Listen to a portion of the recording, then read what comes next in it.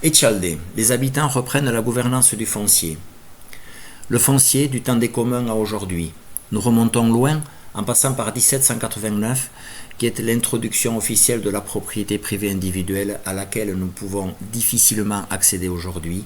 Il s'agit donc pour nous d'en reprendre la gouvernance.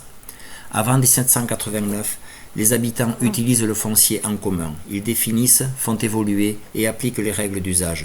C'est le temps des communs, décrit par Elinor Ostrom, prix Nobel d'économie en 2009. C'est commun où il s'agit de faire nous-mêmes. Il s'agit d'auto-organisation. Il s'agit de bâtir sur l'alternance des fonctions.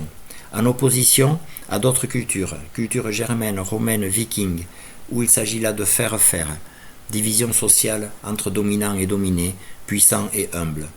Nous sommes tous issus des communs, soumis aux influences du temps.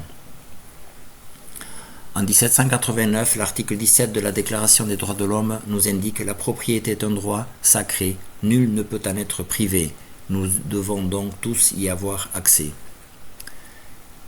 Nous voyons la création des communes, à cette même époque-là, qui permet la division des communs, la création du code civil, la création du cadastre, l'avènement ainsi de la propriété privée, c'est nouveau, individuelle, c'est nouveau, c'est la création du marché foncier spéculatif tel que nous le connaissons encore aujourd'hui. La propriété est constituée de plusieurs parties, dont l'usage, qui est la partie ancestrale, mais aussi le fruit, la capacité de louer cet usage-là, dont le profit ira à la nue propriété individuelle, qui a la capacité de mettre en vente le bien. Nous avons ainsi le foncier qui rentre dans le marché, il est soumis au marché, ça devient un produit.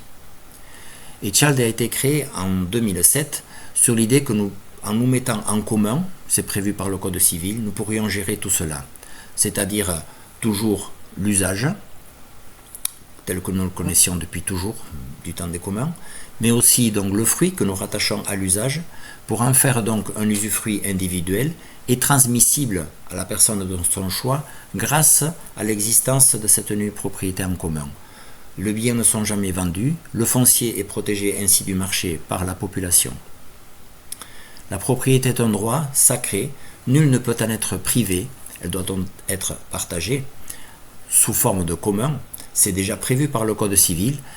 Le foncier est protégé du marché par la population qui enfin peut habiter sereinement. Merci Etchalde.